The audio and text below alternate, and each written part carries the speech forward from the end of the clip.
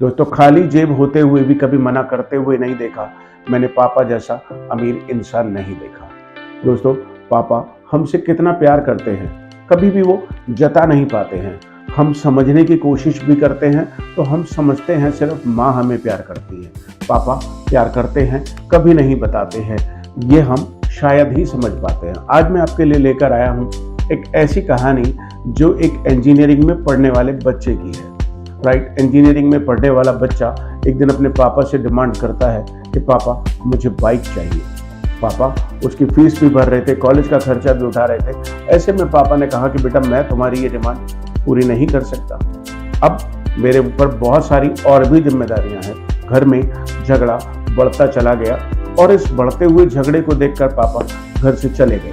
जब पापा घर से चले गए तो उस लड़के को और भी ज्यादा गुस्सा आया और उसने तय कर लिया कि मैं घर छोड़कर चला जाऊंगा। घर से वो निकलने लगा। निकलते निकलते उसने पापा का पर्स उठा लिया। उसने देखा कि मोटा सा पर्स है और उस पर्स को जेब में डालकर वो निकल गया। निकलने की जल्दी में उसने जो जूते पहने वो गलती से पापा के पहन लिए और वो धीरे धीरे आगे बढ़ने लगा। थोड़ी देर बाद जब उसे रियलाइज हुआ कि ये पापा के जूते हैं तो उसने उन जूतों को वहीं छोड़ दिया, वहीं उतार दिया और वो आगे बढ़ने लगा। आगे बढ़ते बढ़ते सड़क पर उसके पैर में कुछ चुभा और उसने देखा कि वो जो कील सड़क पे पड़ी थी वो उसके पैर में लग गई और पैर में लगने के बाद खून निकलने लगा। लेकिन वो रुका नहीं, वो आगे बढ़ता गया, क्योंकि यंगस्टर्स गुस्सा हो जाते हैं। आजकल के बच्चे बहुत तेज गुस्सा करते हैं और वो कई बार गलत डिसीजन भी ले लेते हैं। अब वो आगे बढ़ने लगा। आगे बढ़ते बढ़ते उसके पैर से खून निकल रहा था। उसने सोचा कि पास ही के किसी हॉस्पिटल में जाके मैं अपनी पट्टी वट्टी करा लूँ, ड्रेसिंग करा लूँ, और इसके लिए मेरे पास पैसे भी हैं। जेब में से उसने पर्स निकाला और पर्स निकाल कर जब उसने खोला, देखते ही वो चौंक गया।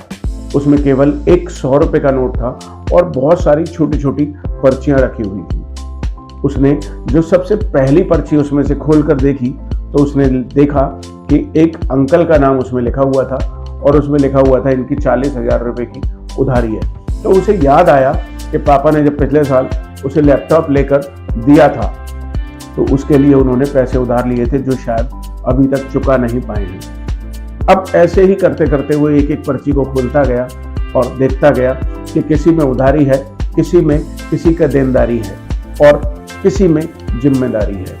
धीरे धीरे धीरे करके उसने पर्स में से एक और अखबार का टुकड़ा निकाला जिसमें एक विज्ञापन था। इसमें कोई समस्या नहीं लिखी थी, इसमें एक विज्ञापन लिखा था और उस विज्ञापन में लिखा था पुराने स्कूटर के बदले नई बाइक ले जाएं। अब लड़के को सब कुछ समझ में आ गया था। अब उसे पछतावा भी होने लगा और उसकी आंखों से आंसू बहने लगे। इन बहते हुए आंसुओं के साथ वो वापस घर की ओर बहुत तेजी से भागा और घर पहुंचकर उसने देखा कि अभी भी घर में कोई नहीं है, ना मम्मी है ना पापा है। अब उसे समझ में आ गया कि पापा आज तुरंत घर से क्यों चले गए थे। उसने जेब में से वो पर्स निकाला और पर्स में से वो पर्ची निकालकर एड्रेस देखा कि ये पुराने स्कूटर के बदले बाइक लेने की योजना कहाँ चल रही है और वो दौड़ा वहाँ पहुँचा। वहाँ उसे मम्मी और पापा दोनों दिख गए। उसकी आंखों में बहुत तेज आंसू थे और जाते ही वो पापा के पैरों में गिर गया। पापा, घर चलो, अब हमें कोई बाइक नहीं चाहिए।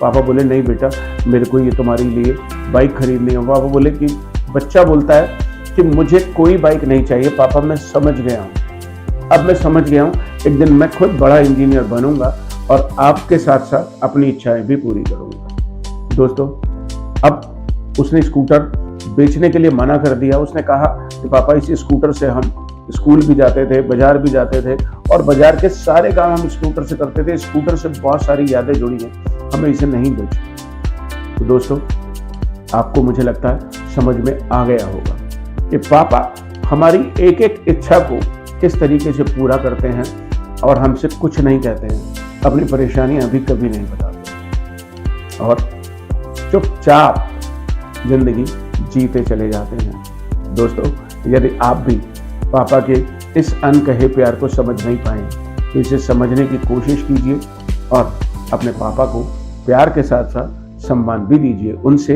अनावश्यक चीजों के लिए जिद ना करें, क्योंकि यदि कोई चीज आवश्यक है तो वो अपना सब कुछ छोड़कर आपकी जिद पूरी करने की कोशिश में हमेशा लगे रहते हैं। हे, माय नेम इज अभिषेक और इस चैनल पर आपका स्वागत है। यदि वीडियो आपको पसंद आया तो इसे अभी लाइक करने के साथ साथ अपने फ्रेंड्स के साथ शेयर भी करें। मिलते हैं फिर एक नई मोटिवेशनल स्टोरी के साथ। Thank you.